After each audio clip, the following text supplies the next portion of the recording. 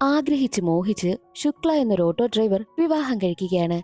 അവന്റെ ഏറ്റവും വലിയ ആഗ്രഹം തന്നെ വിവാഹം കഴിക്കണമെന്നായിരുന്നു. എന്നാൽ വിവാഹം കഴിച്ചു കഴിഞ്ഞപ്പോഴാണ് ഒന്നിനുമുള്ള സ്വാതന്ത്ര്യം വീട്ടിലില്ല. അച്ഛനും അമ്മയും ഈ നായകനായ ശുക്ലയും അവന്റെ ഭാര്യയും ഒരു റൂമിലാണ് കിടക്കുന്നത്.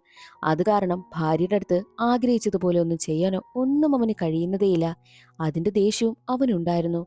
എന്നാൽ ഒരു ദിവസം കല്യാണം കഴിഞ്ഞു പോയ സഹോദരിയാണെങ്കിൽ ഭർത്താവിന്റെ വീട്ടിൽ പ്രശ്നമുണ്ടാക്കി വീട്ടിലേക്ക് വരികയും ചെയ്തു. ആകെ ഒരു റൂം, ആ റൂമിനകത്ത് ഒരുപാട് പേരും. പിന്നീട് എന്തൊക്കെ സംഭവിച്ചു എന്നറിയണ്ടേ? നായകന്റെ ആഗ്രഹങ്ങളൊക്കെ നിറവേറ്റാൻ കഴിഞ്ഞോ എന്നറിയണ്ടേ? ഭാര്യയുടെയും ഭർത്താവിന്റെയും കൊച്ചു കൊച്ചു സ്വപ്നങ്ങളെക്കുറിച്ച് പറയുന്ന ലവ് ആൻഡ് ശുക്ല എന്ന സിനിമയുടെ കഥ നോക്കിയാലോ?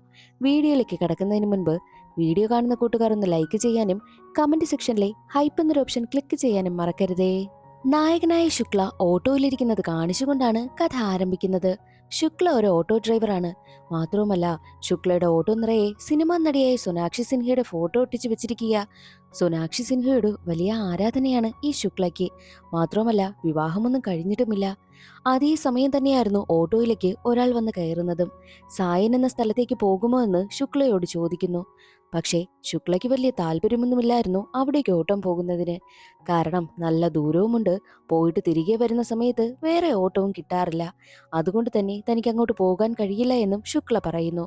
എത്ര രൂപ വേണമെങ്കിലും തരാമെന്ന് അയാൾ പറഞ്ഞതുകൊണ്ട് തന്നെ ശുക്ല അവിടേക്ക് പോവുകയാണ്. അങ്ങനെ ആ സ്ഥലത്തെത്തി അയാൾ ഇറങ്ങുന്ന സമയത്ത് 175 രൂപ വേണമെന്നും ശുക്ല പറയുന്നു. എന്റെ വീടേ ദോ അവിടെയാ, ഞാൻ അവിടേക്ക് പോയി കാശെടുത്തു കൊണ്ടുവരാം, നിങ്ങൾ ഇവിടെ വെയിറ്റ് ചെയ്യുവാനായിട്ടും അയാൾ പറയുന്നു. അത് വിശ്വസിച്ച് ശുക്ല അവിടെ വെയിറ്റ് ചെയ്യുകയാണ്. എന്നാൽ പോയ അയാളാണെങ്കിലോ കുറേ നേരം കഴിഞ്ഞിട്ടും തിരികെ വരുന്നതേയില്ല. ശുക്ല അടുത്തുള്ള ഒരു ചായക്കടയിൽ കയറിയിരിക്കുമ്പോഴാണ് ആ ചായക്കടക്കാരൻ പറയുന്നത്, നീ അയാളെ വിശ്വസിച്ചാണോ ഇരിക്കുന്നത്? അയാളുടെ സ്വഭാവമേ ഇങ്ങനെ തന്നെ. ഞാനിത് ഡെയിലി കാണുന്നതല്ലേ, എനിക്ക് നന്നായിട്ട് അറിയാം അയാളെ എന്നും ചായക്കടക്കാരൻ പറയുന്നു.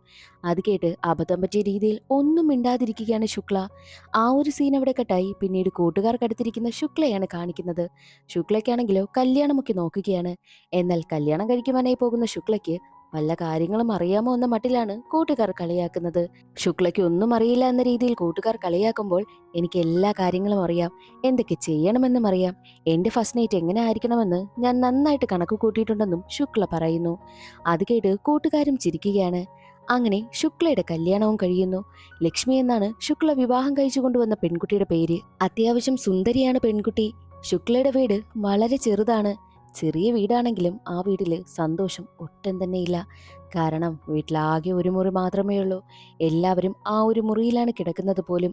വീട്ടിലേക്ക് ശുക്ല ലക്ഷ്മിയെ കൊണ്ടുവന്ന് കയറിയ സമയം തന്നെയായിരുന്നു ശുക്ലയുടെ അമ്മ ലക്ഷ്മിയോട് ഒരു ഗ്ലാസ് വെള്ളം കൊണ്ടുവരുവാനായും പറയുന്നു.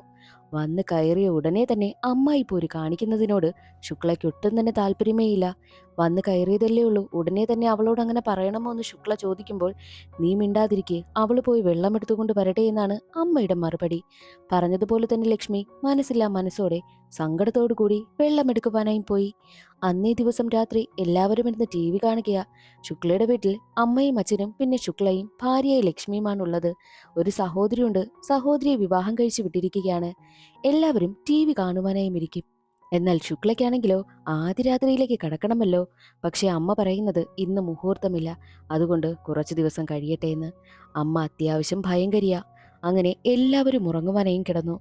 അടുത്ത ദിവസവും ഇങ്ങനെ കടന്നു പോവുക. അങ്ങനെ ഒരു രാത്രി ഒരുമിച്ച് കിടക്കുന്ന സമയത്ത് ശുക്ല തന്റെ ഭാര്യയുടെ അടുത്ത് പരിപാടി നടത്തുവാനായും നോക്കുന്നു. പക്ഷെ അവൾ പെട്ടെന്ന് തന്നെ അലറി വിളിക്കുകയും എല്ലാവരും ഉറക്കമുണരുകയും ചെയ്തു.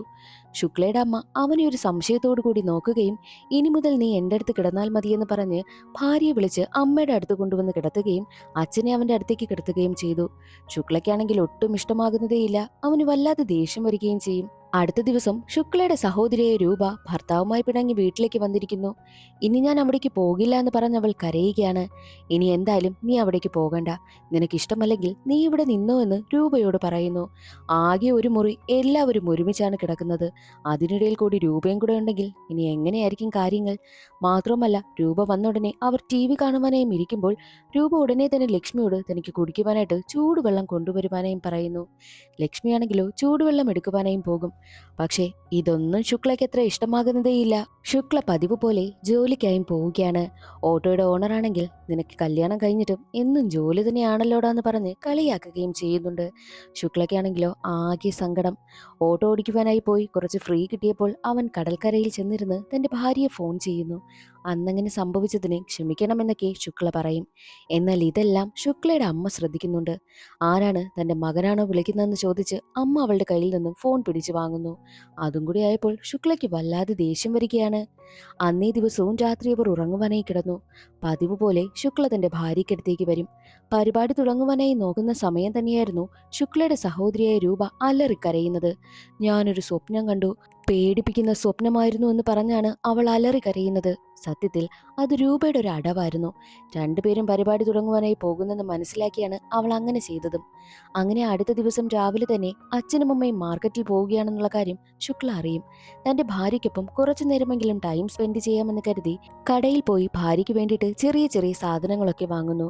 വള, പൊട്ട്, നെയിൽ പോളിഷ് അങ്ങനെയുള്ള സാധനങ്ങളൊക്കെ വാങ്ങി വീട്ടിലേക്ക് വരുമ്പോഴോ അയൽവാസിയായ ഒരു ചേച്ചിയാണെങ്കിൽ ലക്ഷ്മിക്ക് കൂട്ടിരിക്കുകയാണ്. നിന്റെ അമ്മ പറഞ്ഞു ലക്ഷ്മിയെ നന്നായിട്ട് നോക്കണേ എന്ന്. അതാ ഞാൻ ഇവിടെ വന്നിരുന്നതെന്നും അവർ പറയുന്നു. അതും കൂടി ആയപ്പോൾ ശുക്ലയ്ക്ക് വീണ്ടും വല്ലാതെ ദേഷ്യം വരികയാണ്. അങ്ങനെ ഇരിക്കെ ഒരു ദിവസം തന്റെ ഭാര്യയെ ഓട്ടോയിലിരുത്തി ശുക്ല നേരെ പോകുന്നത് ഒരു ഹോട്ടലിലേക്കാണ്. വീട്ടുകാർ എന്തായാലും ഒന്നിനും സമ്മതിക്കത്തില്ല. അതുകൊണ്ട് ഒരു പ്രൈവസിക്ക് വേണ്ടിയിട്ടാണ് അവൻ ഹോട്ടലിലേക്ക് എത്തിയതും.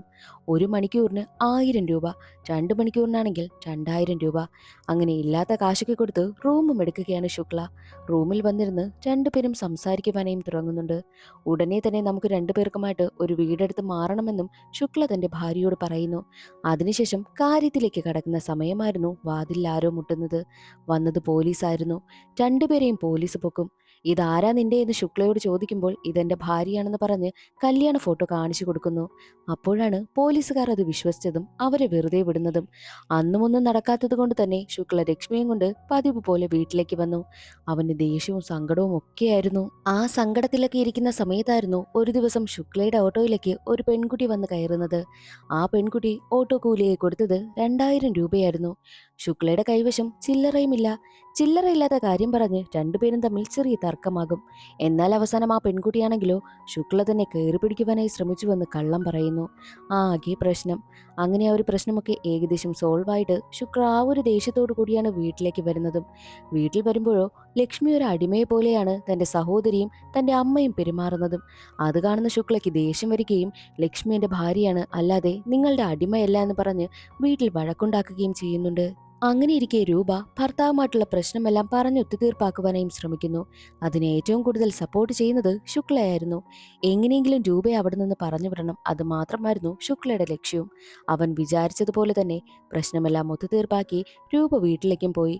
അതിന്റെ സന്തോഷം ശുക്ലയ്ക്കും ഉണ്ടായിരുന്നു. പതിവ് പോലെ ശുക്ല ഓട്ടോ ഓടുവാനായും പോകുന്നുണ്ട്.